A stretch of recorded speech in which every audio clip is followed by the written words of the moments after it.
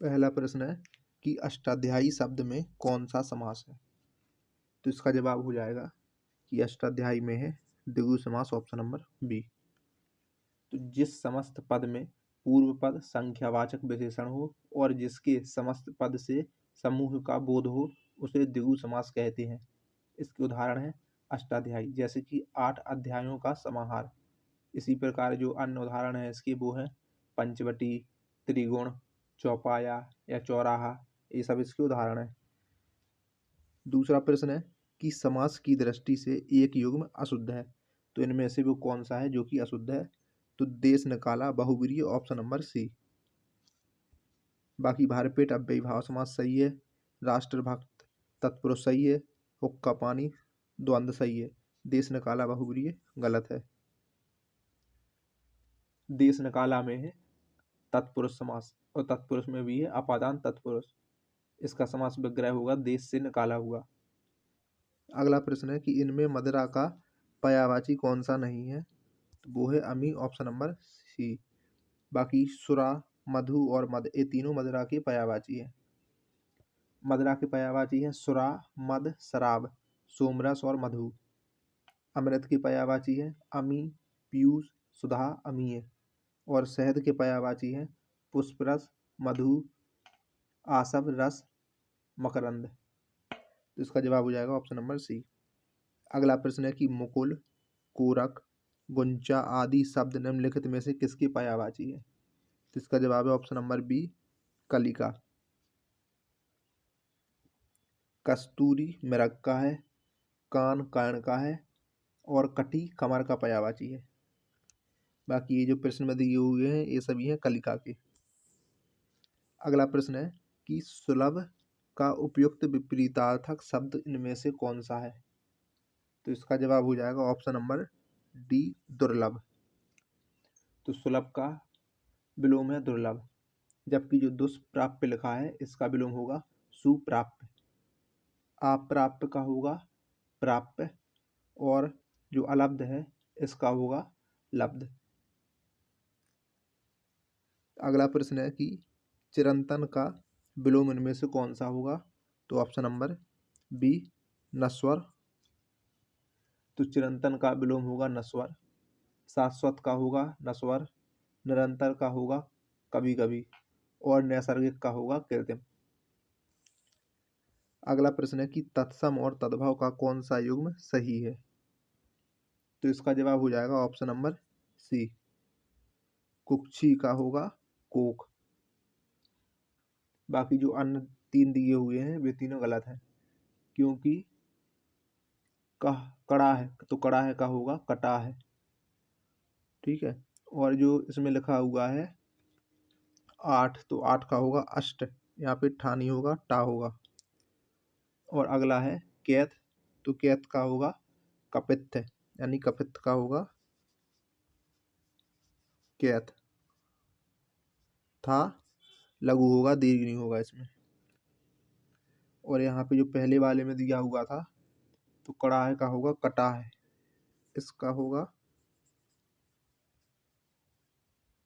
कटाह होगा इसका। अगला प्रश्न है कि तद्भव शब्द का चयन कीजिए। तो इसका जवाब हो जाएगा ऑप्शन नंबर बी, निडर। निडर एक तद्भव शब्द है और इसका जो तत्सम शब्द होगा वो होगा निर्दर। इसका जो तत्सम होगा वो होगा निर्दर। अगला प्रश्न है कि श्रद्धानंद का संधि विच्छेद क्या होगा। तो श्रद्धा धन आनंद, ऑप्शन नंबर बी। और इसमें होगी दीर्घ स्वर संधि। अगला प्रश्न है कि निराकार का संधि विच्छेद इनमें से कौन सा होगा। तो निह धन आकार, ऑप्शन नंबर 1, इसमें है विसर्ग संधि। बाकी ये तीनों गलत दिए हुए हैं। अगला प्रश्न है कि जिसे बुलाया ना गया हो वाक्य के लिए प्रयुक्त शब्द इनमें से कौन सा होगा। तो ऑप्शन नंबर सी, अनाहुत। जिसे बुलाया ना गया हो उसके लिए होगा अनाहुत। बाकी इसमें जो अतिथि है पहला वाला, तो जिसकी आने की तिथि ज्ञात ना हो तो वो अतिथि हो जाएगा। और अगला है अभ्यागत या रिश्तेदार।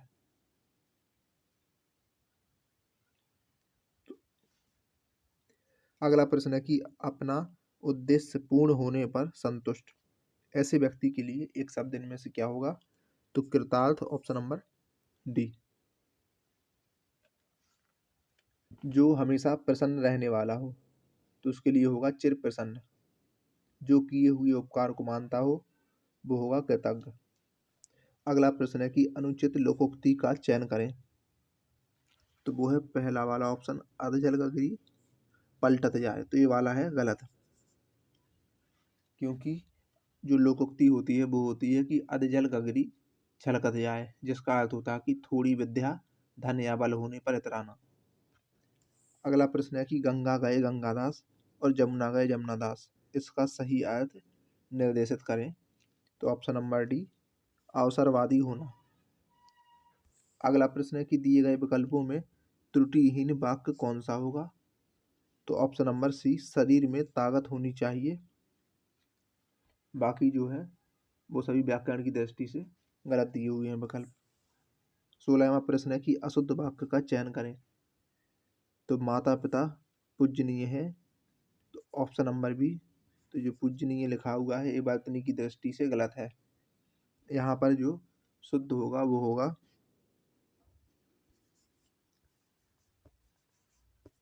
पूजनीय, तो यहाँ पे जो गलत लिखा हुआ था। अगला प्रश्न है कि इनमें से कौन सा शब्द स्त्रीलिंग की पहचान नहीं करवाता है? तो वो हो जाएगा ऑप्शन नंबर बी, देश। जबकि जो यहाँ इसमें जो देश के अलावा जो भाषाएं, बोलियां और नदियां दी हुई हैं, ये तीनों स्त्रीलिंग शब्द हैं। अगला प्रश्न है कि डिब्बा किस शब्द का एक वचन है? तो यह है डिब्बे का। आचार्य किशोरी दास वाजपेयी के मत से हिंदी में कितने कारक हैं? तो 6, ऑप्शन नंबर एक की वर्तनी शुद्ध है। राजमहल, निरोग, कोमलांगिनी, अक्षौहिणी। तो इनमें से जिसकी वर्तनी शुद्ध है वो है अक्षौहिणी, ऑप्शन नंबर डी। बाकी जो राजमहल है, तो राजमहल की वर्तनी होगी राजमहल। और जो निरोग लिखा हुआ है इसकी वर्तनी होगी निरोग। और ये जो यहाँ पे लिखा हुआ है कोमलांगिनी, तो कोमलांगिनी की वर्तनी होगी कोम, और उसके बाद होगा लांगी। ठीक है, तो कोमलांगिनी ना होके कोमलांगी होगा। तो इसका जवाब हो जाएगा ऑप्शन नंबर डी। अब अगला प्रश्न दिया हुआ है किस शब्द की वर्तनी शुद्ध है? तो इसका जवाब हो जाएगा ऑप्शन नंबर डी, ब्रजभाषा। बाकी जो पृष्ठ ना होके ये होता है पृष्ठ, यहाँ पे ठा होगा। और यहाँ पे जो पर्याप्त लिखा हुआ है यहाँ पे होगा पर्याप्त। और जो प्रदर्शनी लिखा हुआ है इसकी जो वर्तनी होगी वो होगी प्रदर्शनी। तो इसका जवाब हो जाएगा ऑप्शन नंबर डी। अब अगला प्रश्न है 22वां प्रश्न, निम्न में से कौन सा शब्द अनेकार्थक है? तो इसका जवाब है ऑप्शन नंबर सी, अंबर। अंबर अनेकार्थक शब्द है जिसका अर्थ है वस्त्र, आकाश, बादल। दिए गए गद्यांश के आधार पर प्रश्नों के उत्तर दीजिए। तो ये गद्यांश दिया हुआ है जिसको आप वीडियो रोक के पढ़ लेना। इसके प्रश्नों को देखते हैं। तो ईर्ष्या का काम है जलाना, ऑप्शन नंबर सी। गद्यांश में प्रयुक्त ध्येय का अर्थ क्या है? लक्ष्य, ऑप्शन नंबर ए। गद्यांश में ईर्ष्यालु व्यक्तियों की खिल्ली उड़ाई गई है, ऑप्शन नंबर बी। अगला प्रश्न है कि ज्ञान प्राप्त करने के बाद गौतम बुद्ध को किस रूप में जाना जाने लगा? ऑप्शन नंबर बी, बुद्ध के रूप में। तो गौतम बुद्ध का जन्म हुआ था लुम्बिनी में 563 ईसा पूर्व में। गौतम बुद्ध ने बिहार के बोधगया में महाबोधि वृक्ष के नीचे कई वर्षों तक कठिन तपस्या की, जिसके बाद उन्हें ज्ञान की प्राप्ति हुई और फिर उसके बाद सिद्धार्थ को गौतम बुद्ध के नाम से जाना जाने लगा। विश्व प्रसिद्ध मोर सिंहासन का निर्माण और उसकी लाल किले में स्थापना निम्नलिखित में से किस मुगल शासक ने की थी? तो इसका जवाब है शाहजहां ने, ऑप्शन नंबर 1। तो विश्व प्रसिद्ध मयूर सिंहासन का निर्माण शाहजहां ने करवाया था। पहले यह आगरा के किले में था, बाद में दिल्ली के लाल किले में स्थापित किया गया, जहां से नादिर शाह इसे अपने देश ईरान ले गया। शाहजहां के शासनकाल को मुगल स्थापत्य कला का स्वर्ण युग कहा जाता है। शाहजहां के द्वारा बनाई गई प्रमुख इमारतों में दिल्ली का लाल किला, दीवान आम, दीवान खास, दिल्ली की जामा मस्जिद और आगरा की मोती मस्जिद और ताजमहल है।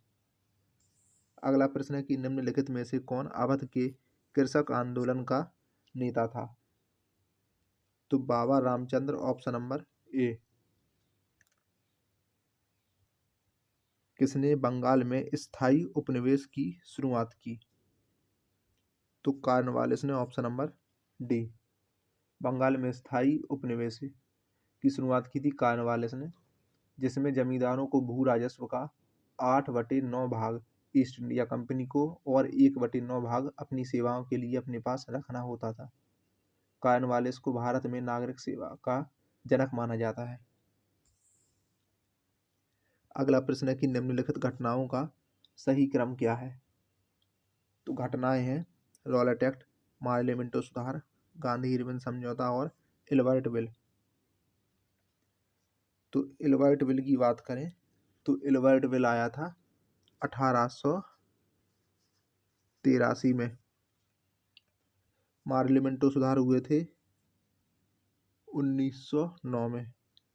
रॉलेट एक्ट आया था 1919 में और गांधी इरविन समझौता हुआ था 1931 में। पहले होगा इल्बर्ट बिल, तो इल्बर्ट बिल का आएगा 4 पहले। इल्बर्ट बिल के बाद मार्ले मिंटो सुधार तो आएगा 3, फिर उसके बाद होगा रॉलेट एक्ट तो आएगा 1, फिर आएगा गांधी इरविन समझौता तो 2। तो इनमें से कोई भी विकल्प नहीं होगा, 4, 3, 1, 2 ये वाला जवाब हो जाएगा जो इसका सही क्रम होगा। अगला प्रश्न है केंद्रीय आलू अनुसंधान संस्थान कहाँ पर स्थित है?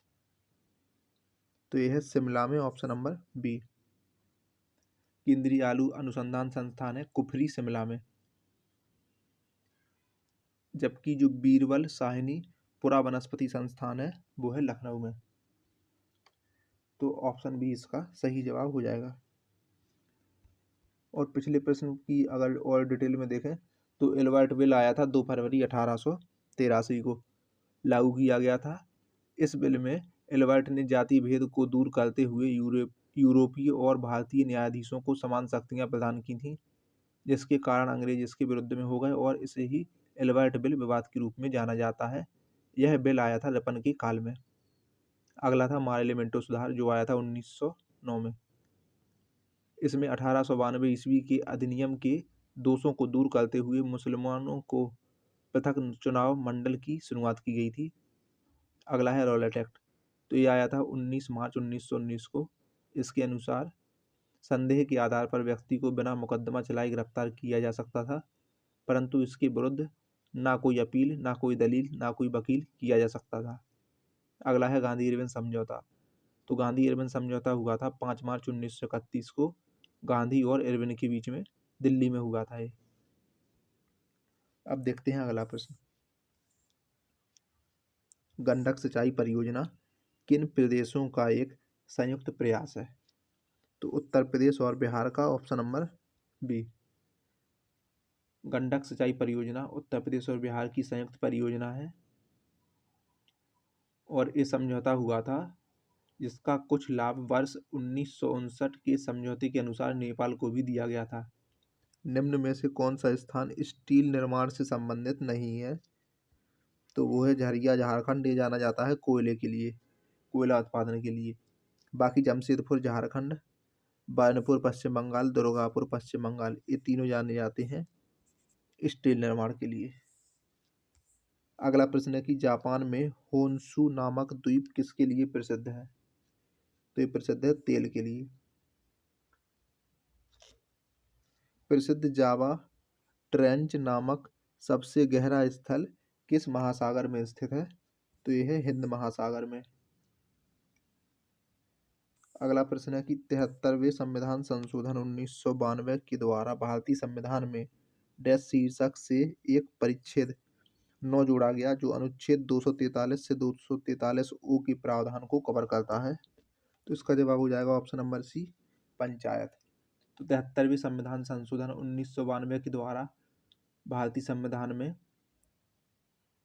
पंचायत शीर्षक से एक परिच्छेद 9 जोड़ा गया जो अनुच्छेद 243 से 243 ओ को कवर करता है और इसमें 29 विषय शामिल हैं।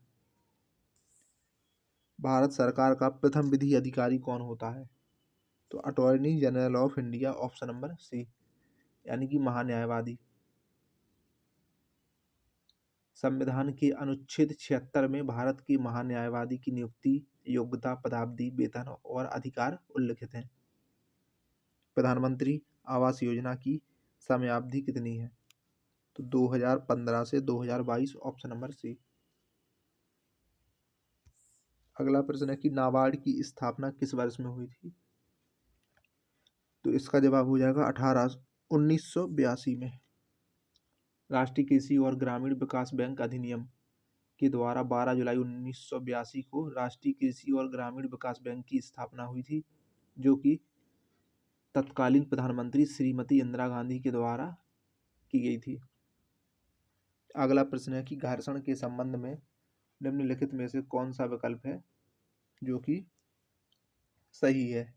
तो वो है कि घर्षण गति का विरोध करता है, ऑप्शन नंबर 1। निम्न में से कौन सी अदिश राशि है? तो वो है कार्य, ऑप्शन नंबर 1। तो वे राशियां जिनका केवल परिमाण होता है, दिशा नहीं होती, अदिश राशियां होती हैं। अदिश राशियां जैसे कि कार्य, द्रव्यमान, दूरी, समय, चाल, दाब, शक्ति, आवेश, विद्युत धारा, विभव, ताप, आयतन। निम्नलिखित में से कौन एक नाइट्रोजन उर्वरक नहीं है? तो वो है superphosphate of lime, option number C. क्षय रोग से बच्चों को सुरक्षित रखने के लिए कौन सा टीका दिया जाता है?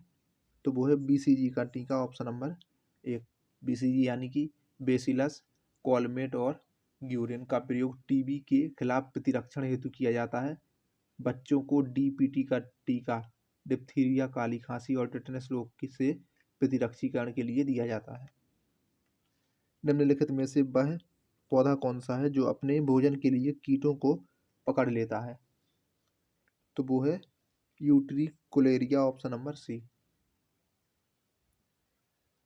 कुछ पौधों में नाइट्रोजन की कमी होती है जिसके लिए वे कीटों का भक्षण करते हैं, और वे हैं यूट्रिकुलेरिया, ड्रोसेरा, डायोनिया, नेपेंथीज।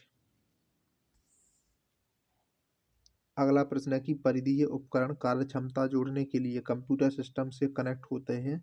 निम्नलिखित में से कौन सा परिधीय उपकरण नहीं है? तो वो है मदरबोर्ड, ऑप्शन नंबर डी। सूची 1 को सूची 2 से सम्मिलित कीजिए। तो सूची 1 में दिए हुए हैं मेले और सूची 2 में जिले। तो पहला है कि गोविंद साहब मेला, तो ये आयोजित होता है आजमगढ़ में। दूसरा है कैलाश मेला, तो इसका आयोजन होता है आगरा में। अगला है सैयद सलार, तो सैयद सलार मेले का आयोजन होता है बहराइच में। और अगला है शाकंभरी देवी, तो ये मेला लगता है सहारनपुर में। तो 3 4 1 2, 3 4 1 2, ऑप्शन नंबर बी इसका सही जवाब हो जाएगा। भारत में रजत क्रांति किससे संबंधित है? तो इसका संबंध है अंडा और चिकन के उत्पादन से, ऑप्शन नंबर बी।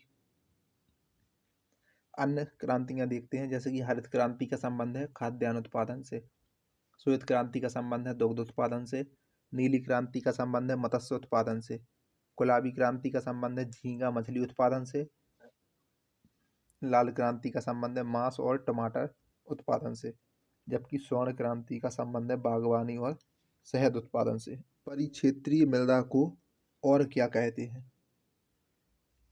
तो ट्रांसपोर्टेड मृदा, ड्रिफ्ट मृदा और ऑल्यूवियल मृदा, यानी कि ऑप्शन नंबर डी उपर्युक्त सभी। भारत में कितने प्रतिशत ग्रामीण घरों को बिजली सुलभ है? तो इसका जवाब है ऑप्शन नंबर डी 90%। अगला प्रश्न है कि पकते ही हरा टमाटर लाल क्यों हो जाता है? तो क्लोरोप्लास्ट के क्रोमोप्लास्ट में बदलने के कारण। ऑप्शन नंबर सी इसका जवाब हो जाएगा। अब अगला प्रश्न है कि ग्रामीण भारत के लिए गरीबी रेखा का आधार निर्धारित किया गया है। तो 32 रुपये प्रतिदिन के आय पर। ऑप्शन नंबर एक। मध्याह्न भोजन कार्यक्रम के अंतर्गत मध्याह्न भोजन के पकाने, परोसने और उपभोग करने में स्वच्छता का ध्यान रखने के लिए जांच पड़ताल कितनी आवृत्ति पर करनी चाहिए? तो दैनिक। ऑप्शन नंबर एक।